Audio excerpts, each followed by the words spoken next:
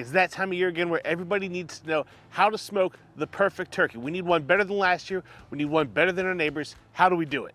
Well, today we're gonna do something that I've always heard people talk about, but I've never seen somebody actually try it.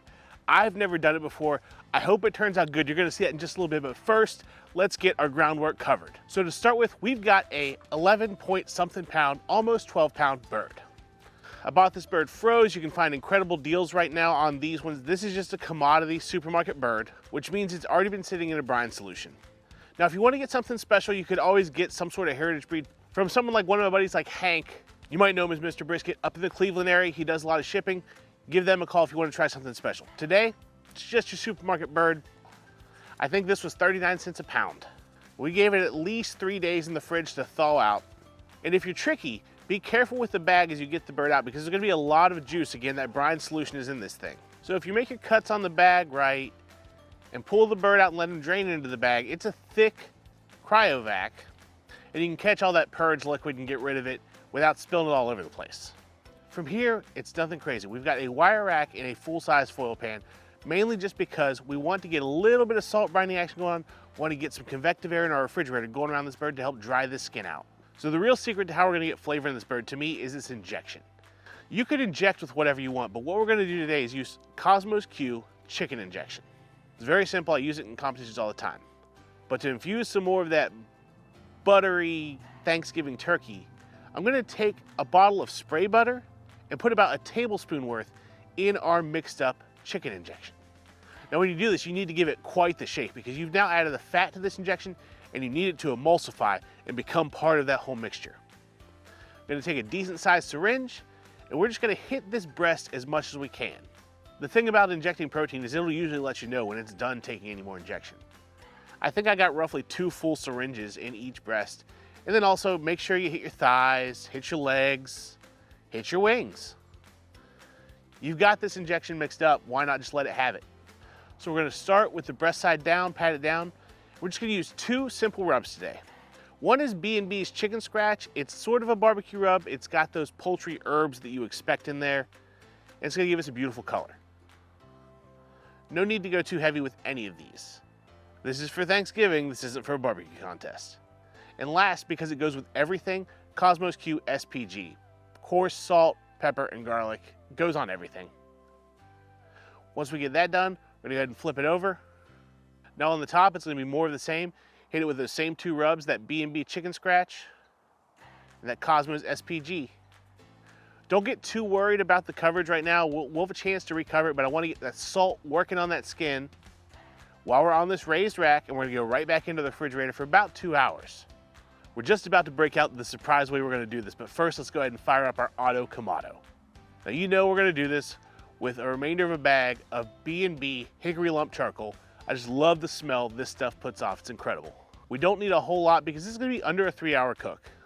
Of course, with the holiday season coming up, we are gonna break out our Grill Gun by Grill Blazer. This is the absolute funnest way to start a thing of charcoal.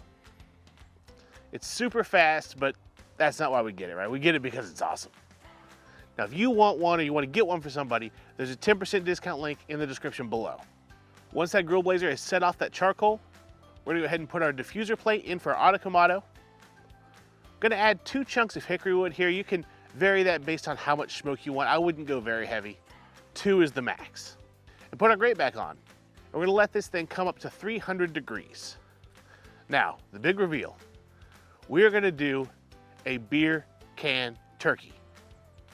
Now, as you can imagine, a beer can turkey requires more than a regular beer can. So we have a pint can of Yuengling here. If you live in West Virginia, you probably love Yuengling.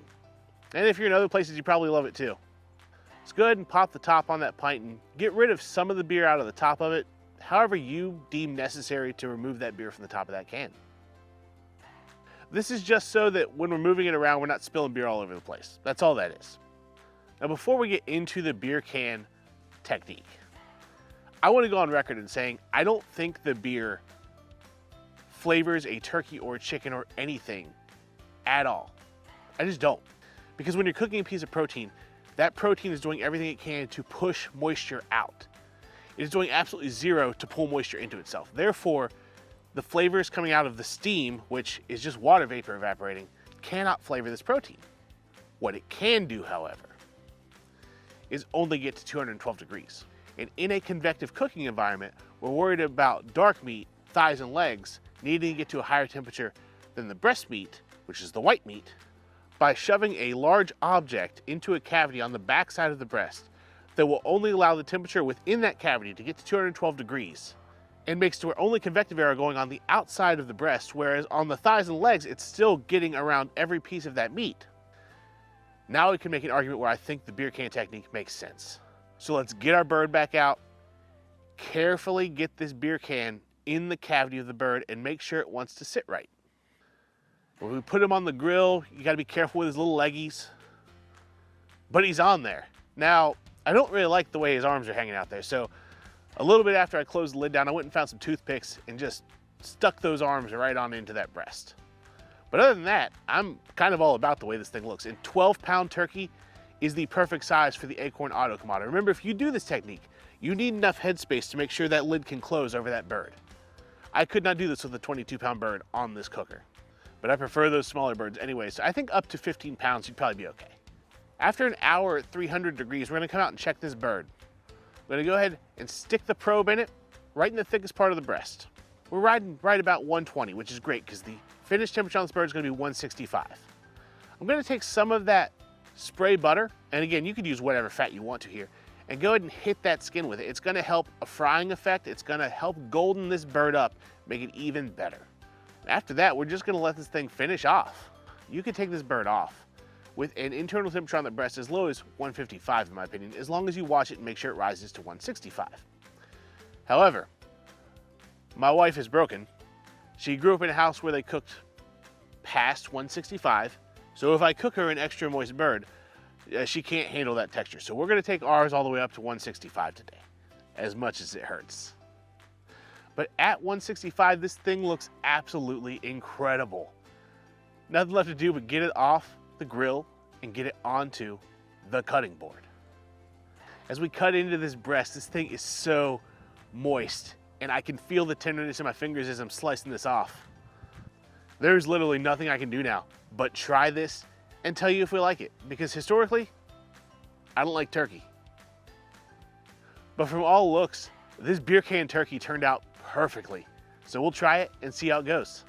Never done a beer can turkey before, never seen anybody do a beer can turkey before, but I had to try it. You guys know my opinions on the whole beer can technique, but this turkey is juicy as all get out. So we're gonna quickly try this because it's cold outside. That is tender, juicy, poultry-esque. You can get that butter in there, it's there. The smoke is there and it's good, but it's not over smoked, which you'll get if you don't get that skin rendering properly. Oh, this is fantastic. I've got to get this inside right now before it cools down and feed it to my wife who loves turkey way more than I do. But if you want to see a different take on a turkey on an acorn, meet me over here. Let's get it done.